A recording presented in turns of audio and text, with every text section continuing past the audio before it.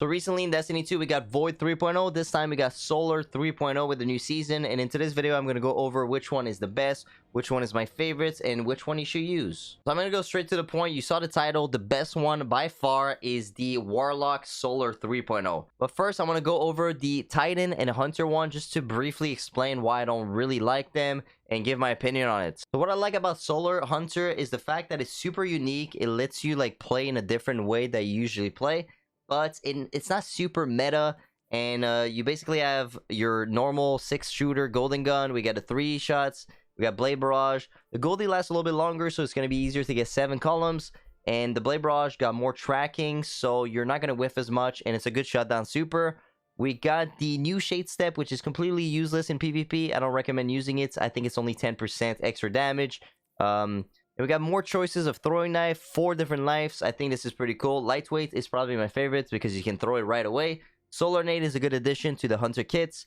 On Your Mark is a really good aspect for quick play because precision final blows grants you and your allies increased weapon handling and reload speed. So you're really going to get a lot of precision kills, so might as well just get the free stats. The other aspects were kind of useless. This one's for the golden gun.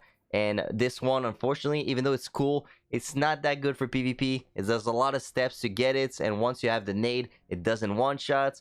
So, overall, it's fun, but I was kind of disappointed to see that it's not going to be meta that much. In my opinion, it's better for you to use Void 3.0 Night Stalker because this kit is really OP. For the Titan, it was my least favorites. We got Hammer still, or Burning Maul. Hammer has been bad for years in Destiny 2. I used to be a Titan main in Destiny 1 maining Hammer, and it's not what it used to be. And Burning Maul, even though they added more tracking, it's easier to get kills with it. People can still jump in the air and escape pretty easily. Barricade is probably the worst ability out of the 3 characters. And the Throwing Hammer is fun, but it's definitely not meta.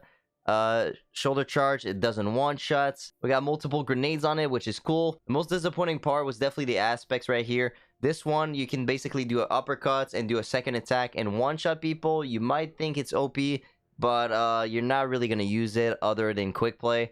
And this one is final blows with solar abilities, so it's relying a lot on you like getting kills with your solar abilities, but it's not always easy. You don't have any passive on this aspect on the Solar 3.0, and this one is for your super. So overall, I was kind of disappointed in the Solar Titan, but it's Titans, we're used to it, right?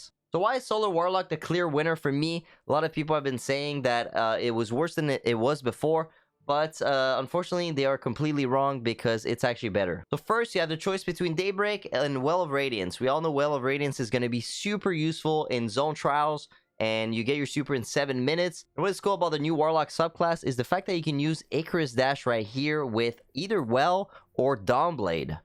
So every time Bungie is going to put zone trials, I'll probably play Well of Radiance with Dawnblade, with Heat Rises, and Icarus Dash. It's going to be super good. And a lot of people are sad that this bottom tree Daybreak is not there anymore. But this one is actually really good because you can pair it with this thing right here. Your Solar Super Projectiles have a stronger target acquisition. So when you use this, it basically feels like the bottom tree that was there before. The tracking on the blade is like curving and stuff. It's hard to miss. And you basically get the wave of solar on the floor like you had on Bottom Tree Dawn. So that really helps clean up the kills. And the only thing that they changed is that you don't get super energy after every kill like Bottom Tree Dawn. But I still think that for trials, this one is going to be super good.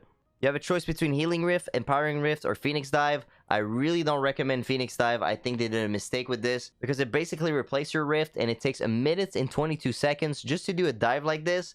For like 2 seconds, get 30% of your health back, and after you're stuck with nothing for 1 minute and 20 seconds. Compared to a Healing Rift where you could put it on the floor for 20 seconds, you can stay on it, your teammates can go on it, and you get overshield, and you keep regenning, and once it's gone, it's basically just 1 minute of waiting instead of 1 minute and 20 seconds. So Healing Rift, I've always said they're the most powerful ability, and they're actually insane. I recommend using Burst Glide like always. It's the fastest jump on the Warlock. And right here, you got a choice between Celestial Fire or the little Thanos Snap. And for PvP, I highly recommend Celestial Fire still. It's really the best melee. And this one is pretty fun for quick play or just for PvE.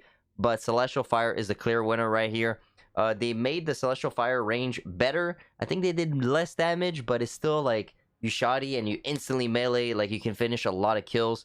And we all know that in-air accuracy is really bad right now, so if you're in the air and they're weak, you can just Celestial Fire and you're not going to miss. For the choice of grenade, I think it's either Solar Grenade or Healing Grenades. It's going to depend on how you want to play and which fragments you want to use. The build that I'm going to show is going to be different depending on which one you want to use. For the aspect, there's two clear winner. You want to use Icarus Dash, obviously. It's going to make you go really fast and you can skate.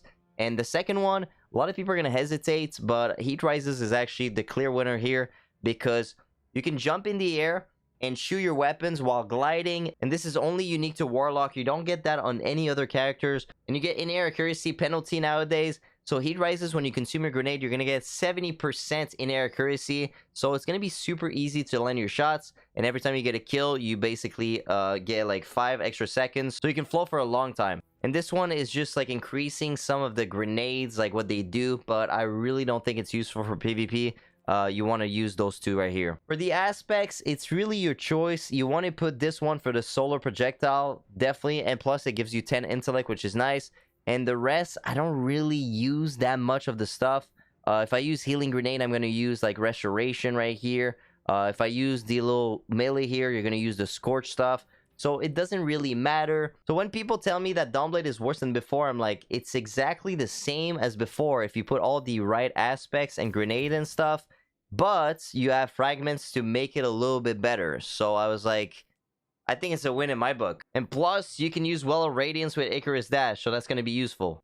And what is cool about Warlock this season, obviously Hunter got nerfed with Stompies. They have 0 in-air accuracy. It's really hard for them to get plus like 50 and all that stuff. And on the Warlock, on the Warlock with a fitting aspect, it actually helps your in-air accuracy. It gives like plus 20 or plus 10, which is good because it's also the best exotic on the Warlock. You get weapon ready speed, reload speed, and you get a better melee range. So overall, best exotic in the game right here.